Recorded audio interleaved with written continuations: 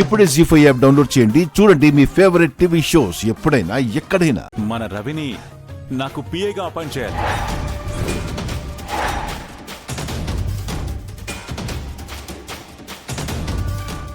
రవినా? లేదు సార్, వాడికి ముంబైలో జాబ్ వచ్చింది. వాడు రేపే వెళ్ళిపోతున్నాడు. వాడికి ఇక్కడ ఏ జాబ్ అవసరం లేదు. చూడు బాబాయ్, రవికి జాబ్ అవసరం లేదేమో, కానీ రవి నాకు అవసరం ఉన్నాడు. ఎందుకు శంకర్ గారు? ఎందుకంటావేంటి అబ్బాయి? ఆఫీస్ వర్కా నాకేమీ అర్థం కాదు. ఎవరైనా ఫైల్స్ పట్టుకొచ్చి ఇక్కడ సంతకం చేయండి, అక్కడ సంతకం చేయండి అంటే నాకేం తెలుస్తుంది? ప్రతిసారి మీ దగ్గరకు వచ్చి మిమ్మల్ని ఇద్దరిని డిస్టర్బ్ చేయలేను కదా. అదే రవి నా పక్కన ఉన్నాడనుకో, తనకంతా తెలుస్తుంది, నాకు ఎక్స్ప్లెయిన్ చేస్తాడు, ఈజీగా ఉంటుంది. అంటే అది మన శంకర్ నారాయణ గారు ఉన్నారు కదా. బా, ప్రతిదానికి ఆ పెద్ద ఆయన ఇబ్బంది పెట్టడం ఎందుకు అబ్బాయి? అదే రవి అనుకో, నా గురించి తెలుసు కాబట్టి నాకు కంఫర్ట్గా ఉంటుంది. ఒకవేళ నీకు ఇష్టం లేదంటే వద్దులే. నో నో నో నో, మీరేం ఫీల్ అవ్వకండి. అలాగే మీ ఇష్ట ప్రకారం నేను రవిని అపాయింట్ చేసుకుంటాను. No problem. అలా అన్నావు, అద్భుతంగా ఉంది.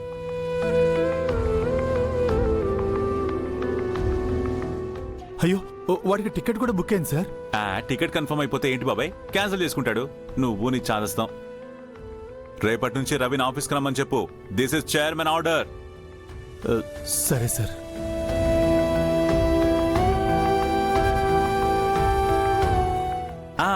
ఇప్పుడు అందరూ హ్యాపీ కదా? తినండి తినండి తినండి, తినకి.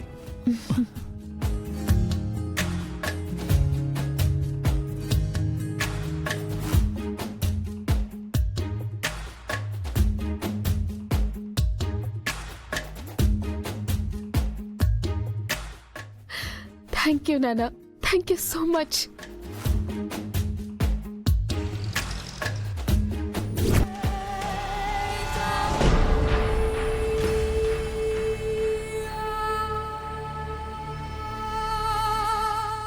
సారేమో రవిని తన పిఏగా ఆఫీస్లో జాయిన్ చేసుకున్నారు.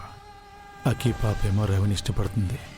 ఈ గొడవలేమీ ఉండకూడదని రవిని ముంబై పంపిద్దాం అనుకుంటే సారేమీ మెలికి పెట్టారు. ఈ కథ ఎంతవరకు వెళ్తుందో ఏంటో.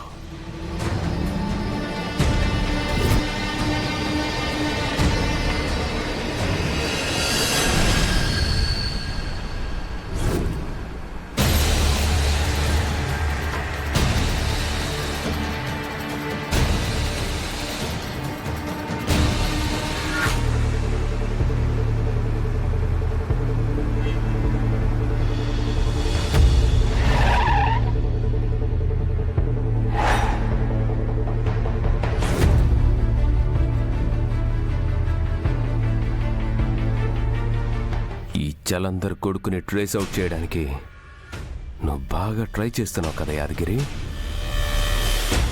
నువ్వు నా మీద డౌట్తో నేనెవరో తెలుసుకునేలోపు నేను నిన్ను, నువ్వు నమ్ముకున్న ఫ్యామిలీని అందరినీ లేకుండా చేస్తాను.